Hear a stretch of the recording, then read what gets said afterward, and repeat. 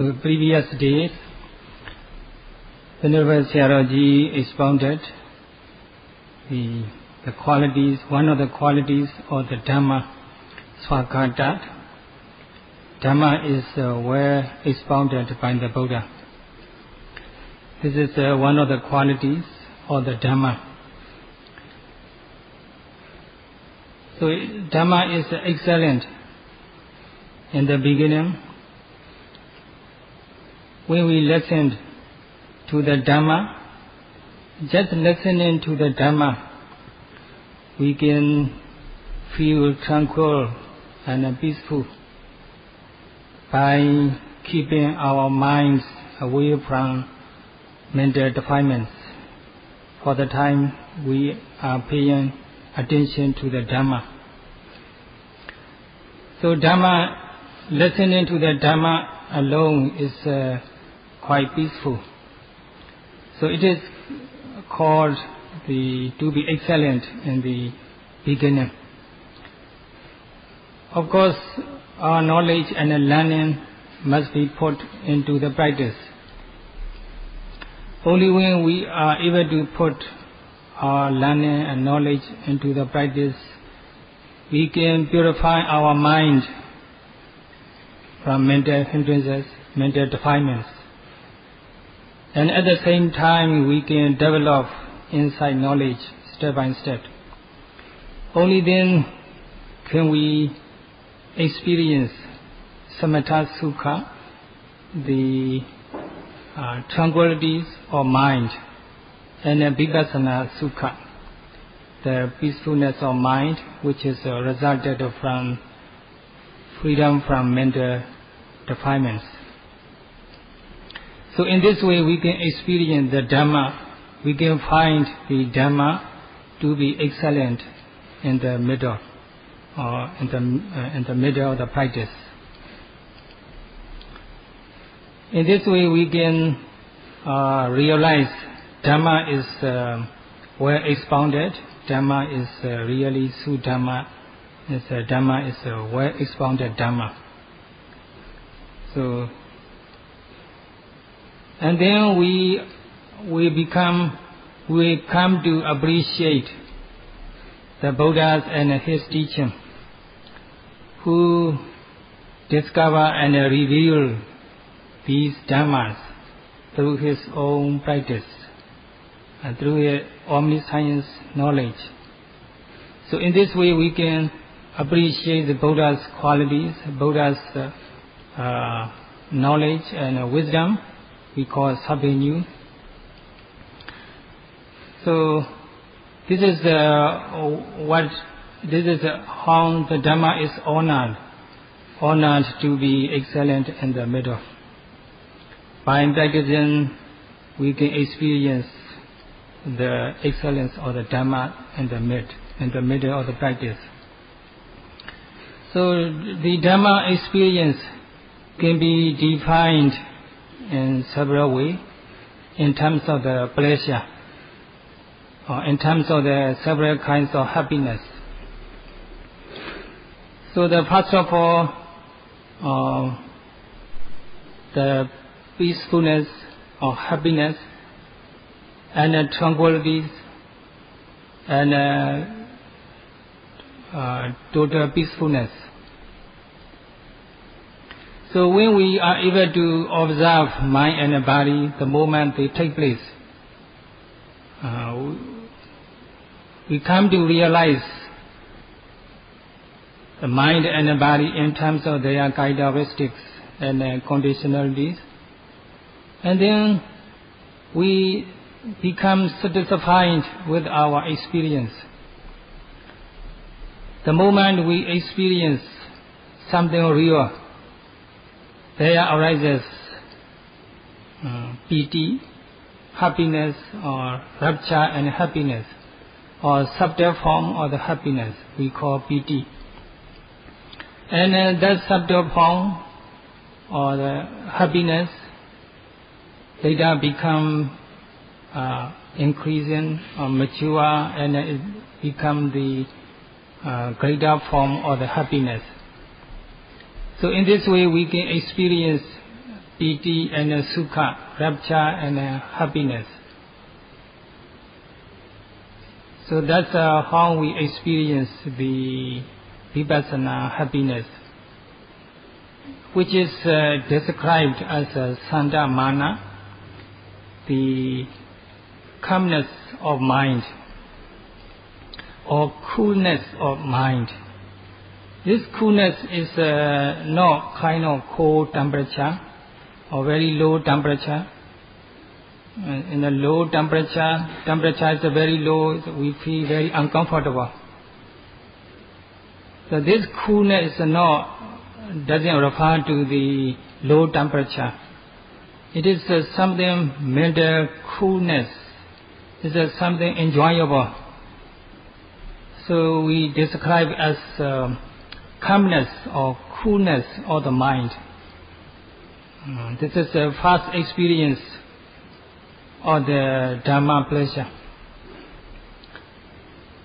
And then when we continue with the awareness of mind and body, our mind become tranquil when there is no room for mental defilements. The mind naturally becomes tranquil. This tranquil is excellent to the just calmness or coolness of mind. So this tranquility of the mind can be experienced with the stronger mindfulness and concentration. So even then this tranquility is not very excellent because it's related to it's dealing with the mind and the body, or the continual process of mind and the body, which are arising and passing away moment by moment. So not very really tranquil yet. Actually, these continuous processes of the mind and the body,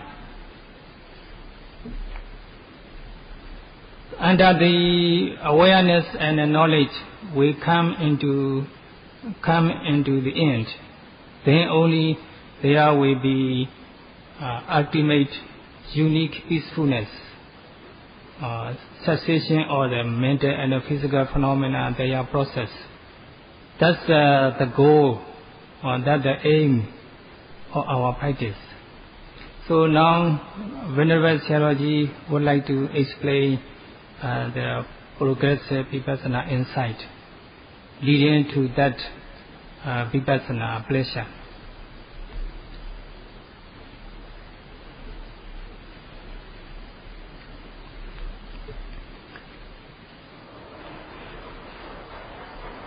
So if we cannot meet the requirement of physical nutriment, if our body is devoid of the nutriment required, the body becomes weak and fatigued. It cannot resist the germ against the diseases.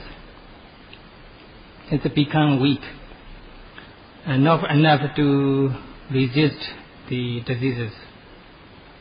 So in the same way, when the mind is weak, and it cannot resist temptation.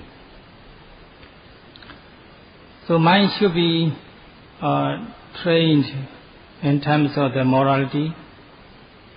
So through the morality, through the by keeping, observing precepts, that we can purify, we can strengthen our mental, bodily behavior and verbal behavior. And then we are strong physically and verbally. If we are not able to observe the precepts, then spiritually morally we become very weak. And we suffer corruption, moral corruption. It is just, the mind is just like a the child. The child is not well disciplined, is always rebellious, it's become very naughty, difficult to admonish. So the mind also, if we not train the mind through the morality and meditation practice, the mind become rebellious and become naughty and weak. Such mind is called abhavita citta, the undeveloped mind or untamed mind. And the mind is not developed, not mature, then it cannot lead to the wisdom and the knowledge. So wisdom and the knowledge cannot come out of such a weak mind. Without wisdom and the knowledge, our mind is of course even weaker. Very difficult to resist temptation. And then we become very poor level of human being, as we cannot resist the temptation. So our quality of life getting down, lower and lower. So without wisdom and knowledge developed, avijja and tanha, ignorance and attachment gain momentum, gain upper hand. So avijja is to be ignorant or not knowing the mental and physical phenomena, what really happening, and which are subject to impermanence and regarded as suffering, dukkha sajja. If we are not able to see the mind and the body as they really are, we cannot realize them as they really are. Then there is ignorance. And we can also mistake them for something or someone special, or we identify them as I or mine. It is illusion or delusion. So in this way there prevails avijja, ignorance and illusion or delusion. As a result of avijja, ignorance and illusion, we are attached, strongly or firmly attached to this and that. And then our minds become weaker and weaker. It's just like malnutrition. The mind is devoid of Dhammoja, spiritual nutriment. Being devoid of spiritual nutriment, the mind becomes weaker and weaker. So we need to make our mind stronger with the spiritual nutriments. That includes viriya, sati, samadhi, courageous effort, mindfulness and concentration. These three mental factors boost up our resistance power against the mental defilements or mental diseases. So when we are able to develop the viriya, sati, samadhi, effort, energy, mindfulness and concentration, mind becomes strong enough to resist or face with the ups and downs of the life, loka dhamma. So when things are going very smooth, or when things goes wrong, the mind can keep stable and tranquil without being overwhelmed by the things and things or the life, or the ups and downs of the life, or vicissitudes of the life. So in this way, the Dhamma can strengthen our mind, and through the Sila morality we can purify our bodily behavior and verbal behavior. In this way, the mind and the body become strong. And then through the Vipassana practice, the insight and the wisdom become stronger and stronger. So our resistance power can be strengthened by the development of Vipassana insight. Now, Venerable Sayadaw, we continue this point.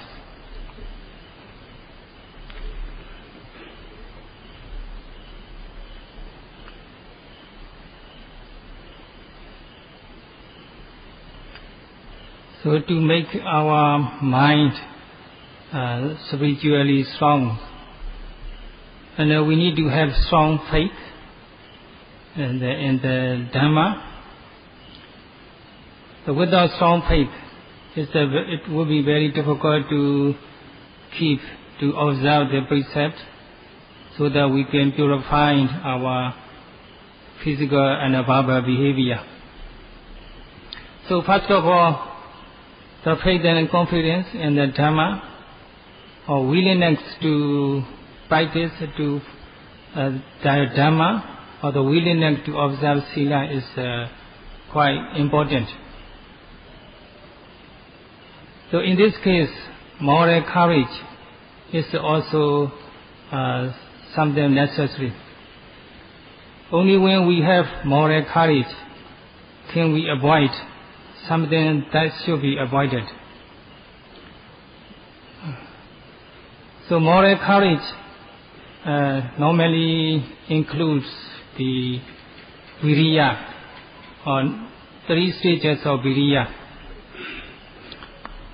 The initial effort, progressive effort, and culminating effort. So through these 3 stages of effort, we can cultivate moral courage that enables us to avoid what should we avoid, to avoid evil things. Then we can develop the mindfulness and concentration based on moral purification. So in this way we can develop the courageous effort or moral courage that enable us to face difficulties, and mindfulness and concentration. These 3 mental factors help us to protect our mind away from mental defilements.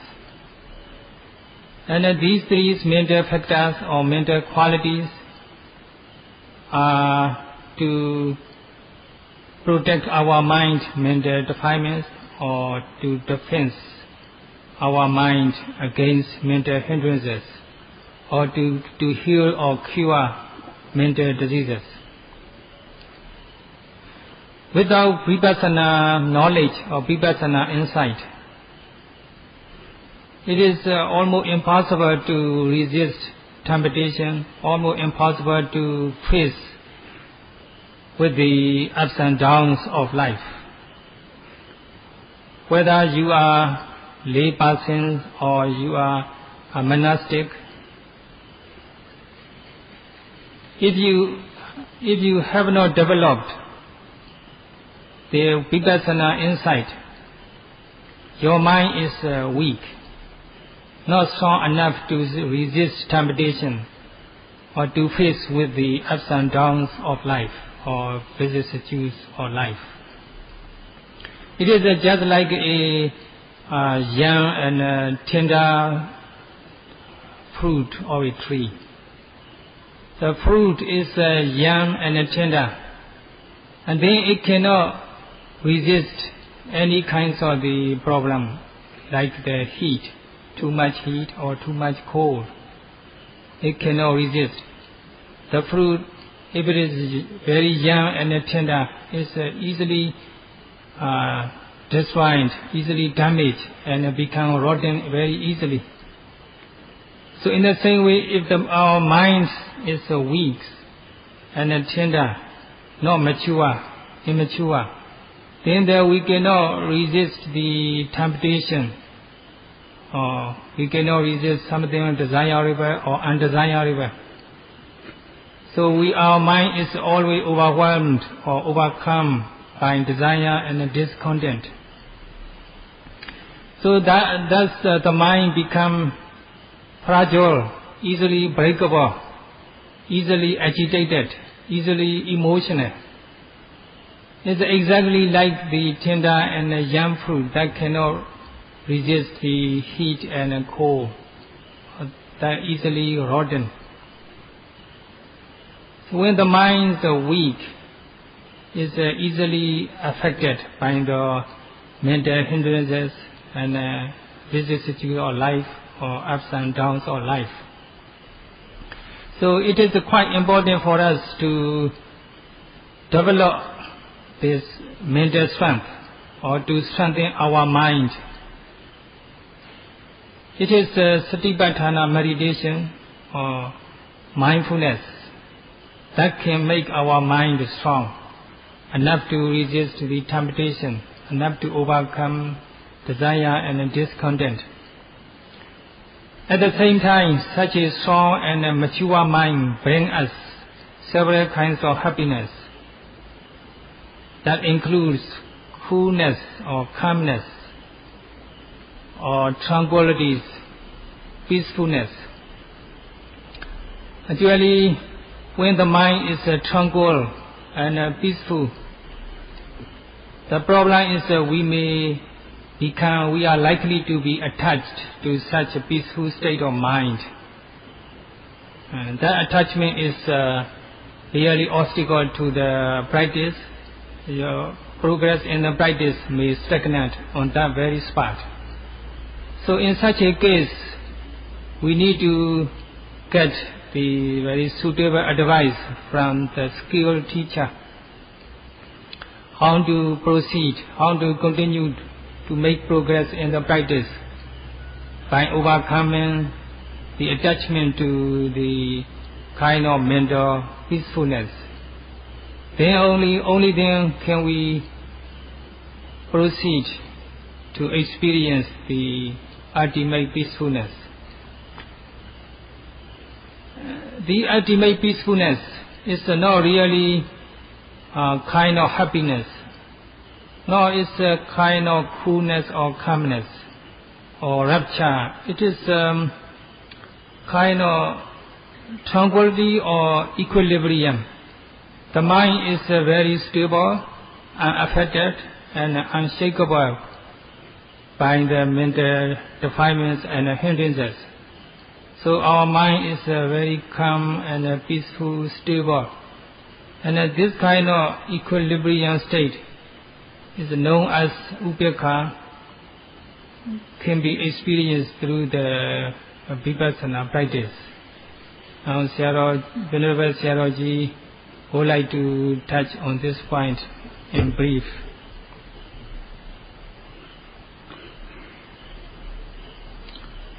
So mental coolness or calmness, known as passaddhi in Pali, can be experienced at a certain stage of insight. If we keep on going, on with the practice, now we can also experience the excellent or the better quality of the tranquilities. So at the higher stage of the insight, Vipassana insight, there will be no more calmness or coolness in lower state. The mind becomes even more tranquil and peaceful. the mind becomes stable and equilibrium is there. In such a tranquil mind cannot be affected by any kinds of mental defilements or the hindrances or ups and downs of life or desirable or undesirable objects. Mind is totally tranquil. Such a tranquil state of mind is honored as a Salingupika, is the tranquility with the 6 factors. 6 factors tranquilities, Salingupika. Equilibrium. The equilibrium of the 6 factors.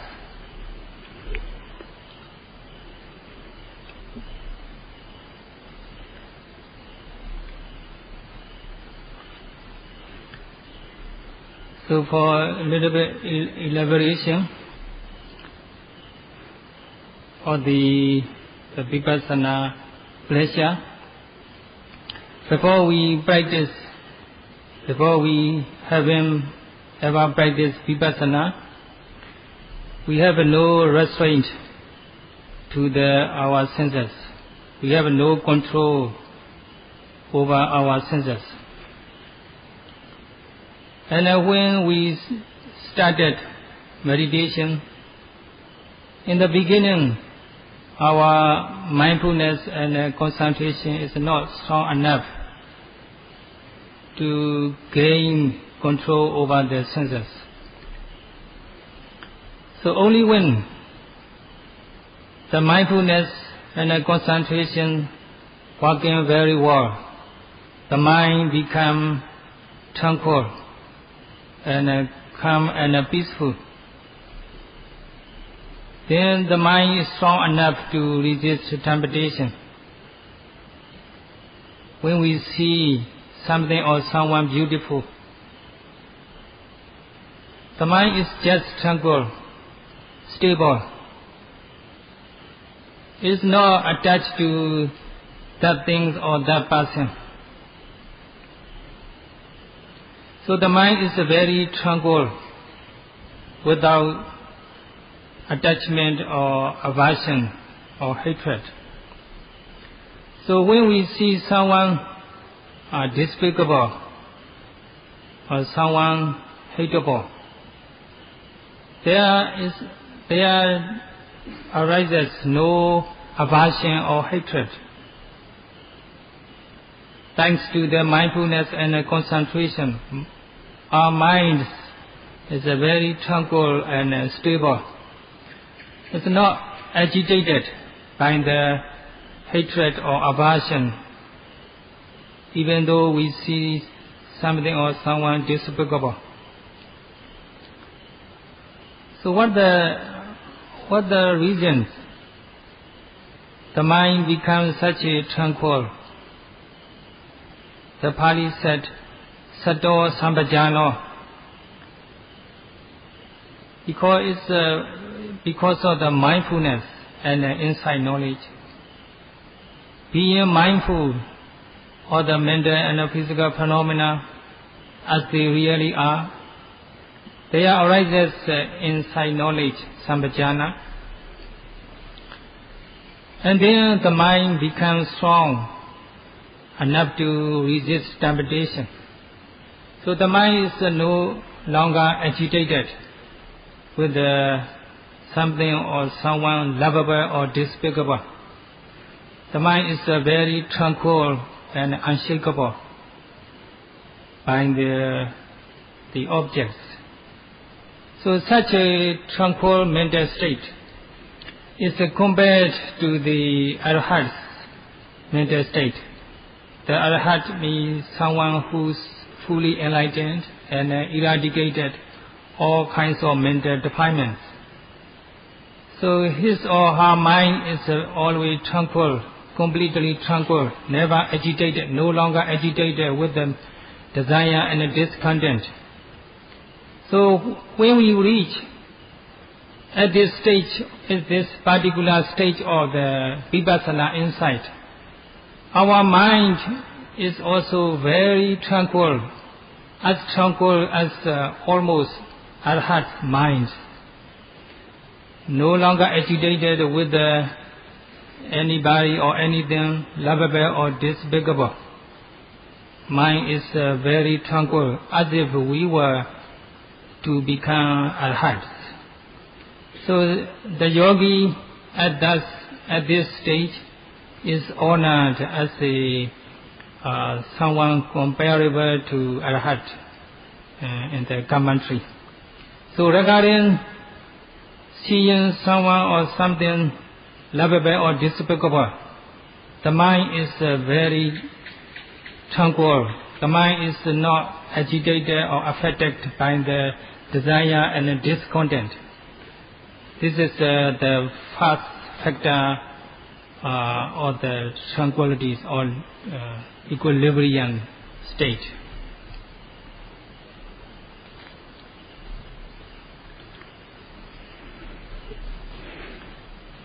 So the mind is tranquil and not agitated with anything or anybody lovable or despicable. When we see something or someone, so in the same way, when we hear a sound or voice, pleasurable or displeasurable, the mind is tranquil, unshakable, unagitated. With the smell, we experience through our noses, and with the taste, and then touching, and thoughts. In any moment or senses, mind is tranquil, not agitated with the desire and the discontent. When we experience the sense objects, with the stronger concentration and the mindfulness, or with the mature practice, the mind is no longer affected by the six sense objects. So that's why such a mind is compared to the Arhats. So in this way, the mind or tranquility or equilibrium is constituted of the 6 factors: unagitated or very stable or unaffected with the seeing, hearing, smelling, tasting, touching, and thinking. It is just like riding a very beautiful and very good quality cars with a very strong, powerful engine and on the very smooth road. A ride on such car is really enjoyable and really stable. So in the same way, when the mind is developed with the equilibrium, mind is very tranquil, no longer agitated with the sense object. Very tranquil. It's Santa Mano in Pali. In the Western countries, people, they always appreciate equanimity. They are very interested in mental equanimity. The Sayadaw not very sure what kind of equanimity they mean. But anyway, through the Vipassana practice, Venerable Sayadaw said, you will experience the high level tranquility of mind or equanimity of mind. If you are young and strong, or if you are healthy enough to make great effort in the practice, you can really experience such a tranquil mental state within a few weeks. Unless you experience such tranquil mental state or equanimity within a few weeks, that means there is something wrong with your practice. So you should find out what's wrong with your practice. It is because you don't have enough faith and confidence in the practice, or you don't follow the instruction and advice given by the teacher, or you waste your time analyzing, reasoning, judging, or what's the problem with your practice. You should analyze yourself. Only then you can find the problem and you can solve the problem. So if you find the problem, you can mistake, you can correct it. If there is something shortage, you can fill up. If there is something wrong, you can correct it. So in this way, you can make faster progress in your practice. So time is up, enough for today. Sadhu, sadhu, sadhu.